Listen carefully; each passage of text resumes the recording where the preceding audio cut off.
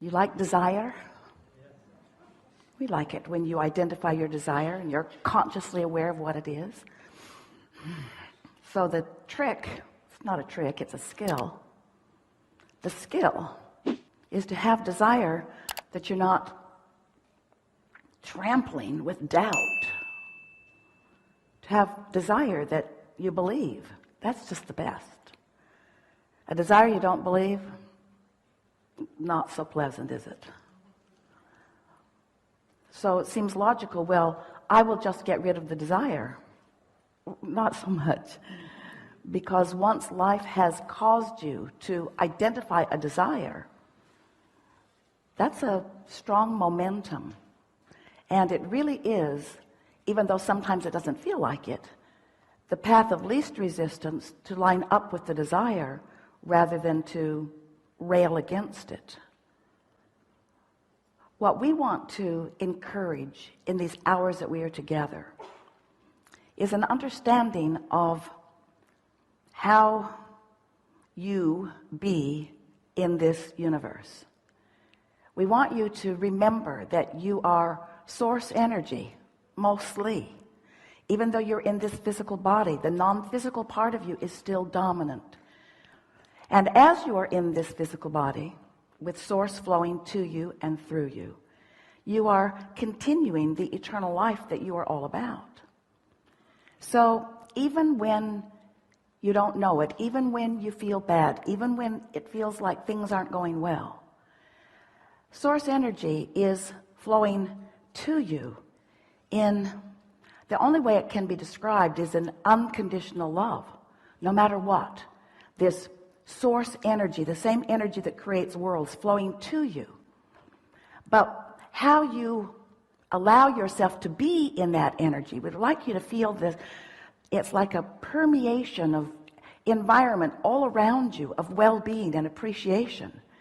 But if for whatever reason you've decided to be mad at yourself or someone else, then you're not allowing, hear this, we've never said this to you before, you are not allowing in your moments of negative emotion the unconditional love to be reached by you because of the conditions that you are placing. Can you hear that? Only you can block the unconditional love with the conditions that you place. These are my conditions. I don't like that person very much. Or that didn't go well for me. Or I lived something that was unpleasant. Or somebody in politics is doing something that I deem inappropriate. So as you place conditions on your love, all that happens is you prevent yourself from receiving the always flowing, ever surrounding, always, if you will allow it, penetrating love, clarity, abundance of well-being that is flowing to you at all times. So this gathering, we've called it a lot of different things. The science of deliberate creation, because we wanted you to be deliberate about what you were thinking. The art of allowing, because we wanted you to figure out how to be in that soft place of allowing this energy to flow. And these days, what we're really wanting to put emphasis on is you walking around all day in this body, offering a vibration which equals your point of attraction. So you are establishing a vibrational environment, a vibrational climate, a vibrational, it's like how the scientists prepare the petri dish so that they will be able to introduce something to it and grow in it just what they want to. You sort of kind of get that. You've got your own environmental vibrational thing going on. And what that amounts to is the degree to which you allow or don't allow the good stuff that source is flowing to you. That's it. So if you can get that when your kids misbehave and you shout at them because they deserve it, by your opinion and most of the books you've read, then what's happening to you in that moment is you are reacting to their behavior, not to your practiced environment. Source never does that to you. Source never responds to your behavior. That's why Source's love is unconditional.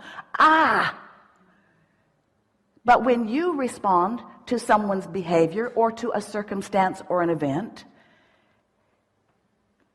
rather than to the practiced climate that you've established, that's when life gets kind of confusing, because that happens and you respond to it, and when you respond to it, it affects your climate, and when it affects your climate, it affects your point of attraction, so other things like it come to you, and then you start believing that this is just the way it is, because it shows itself to you that way over and over and over again. So why wouldn't you believe it? That's the way it is. They would consider you to be in denial, fabricating things, making things up. And we say, yeah, do that. Tell it the way you want it to be. Practice the environment. Create your vibrational reality. Create your vibrational climate. And then watch what comes. Esther remembers watching Groundhog Day the first time. Her father's birthday is on Groundhog Day, so Groundhog Day has always been fun in their family. Then the movie Groundhog Day came out. Have you seen it? If you're alive on this planet, you have. Where every day starts over again. And the guy just got better and better at navigating through the day as he remembered what happened yesterday and adjusted to it. And that's, in a very bulky sense, what we're encouraging you to understand about your vibrational climate. You've created the climate, whether you know that you have or not, and everything that's coming to you is coming in response to your vibration, because that's the way this universe runs. Law of attraction says that which is likened to itself is drawn, and there's no law other than that law that is affecting your experience. You get what you are thinking about, whether you want it or not. That's just the way it is. So what you've practiced to be your vibrational countenance relative to money, relative to relationships, relative to home or business or life, relative to every subject in the world, what you've practiced yourself into thought about equals your vibrational environment, and then the universe, the world, the people around you, the circumstances and events, they can only show you what you've created. So everything that comes to you isn't about what anybody else is doing. It's about what you've got going on vibrationally. And of course, we acknowledge what you've got going on vibrationally is a lot about what you're observing out there, because you're often letting what you're observing out there affect what you're doing here. But you don't have to. There's this momentum thing that happens, though. Once it gets going, it's just easier to let it go that way, because it's difficult to turn it around. So we want to talk about momentum. We want to talk about deciding how you want to feel. We want to show you how to get this vibrational climate around yourself in an attitude that you'll like what flows into it. Because when you're in this vibrational place that is in sync with who you really are, your emotions raise from pure satisfaction to true passion and enthusiasm for life. You feel clear and sure and interested in life. You feel fun. Your timing is good. You feel vitality. Everything about your world feels good to you once you deliberately prepare your vibrational environment to be the receiver of the things that it must receive, because law of attraction will not give to you something that you have not practiced. We always like to put this analogy in early in our conversations with you. Sometimes it is as if you are saying to us, Abraham, I've jumped out of an airplane and I don't have a parachute. Would you please advise me as what to do now? And we always say, hang on, it will be over in a little while. Because there is a momentum at that stage that there is not likely an action that you're going to find that is going to dramatically change the outcome, because you waited too long before you addressed it. You let the momentum get going too far. Well, no big deal. The momentum will peter out. And when you sleep tonight, the momentum will stop altogether.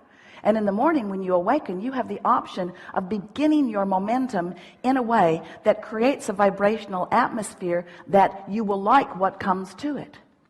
So since we've been talking like this, Esther has been thinking a lot about creating her vibrational atmosphere. And she's saying to herself often, and it will serve you well too, I want to respond to what's happening out there in the world, or happening to me, happening anywhere that I'm involved with it or observing it. I want to respond from this practiced place of alignment, not from this reactionary place. And really that's what the art of allowing is all about. It's deciding how you want to feel. It's understanding that you are extensions of Source. It's understanding the way Source always bees with you.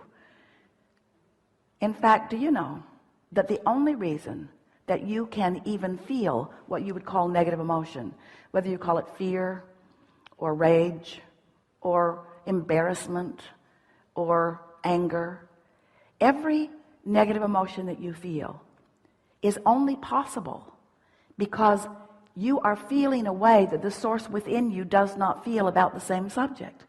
In other words, you're setting up a frequency that's different from the frequency of Source. So really what negative emotion is, here's the clearest way that we can ever explain it to you. Here you are standing in your world, in your body, in your beingness, and Source is surrounding you with well-being. And when you let yourself be the receiver of that well-being, of that clarity, of that love, of that appreciation, of that abundance, then you feel great. But when you start thinking thoughts that prevent it from coming, that's what negative emotion is. It's your resistance to the natural well-being, to the unconditional love, to the unconditional prosperity, to the unconditional clarity that is flowing your way all day, every day, if you will figure out some way to let it in. So that's what we want to help you do. Figure out ways to let it in. What do you want to talk about? You now know everything we know, and the rest of it is really up to just practicing it out there in the world. You just got to get out there, have an experience, and then acknowledge, oh, that experience matches the climate that I established. Do I want to adjust the climate, or did I like it? If you liked it, adjust nothing. If you didn't like it, adjust it. You got to be asking how. We'll talk about it all day. What do you want to talk about?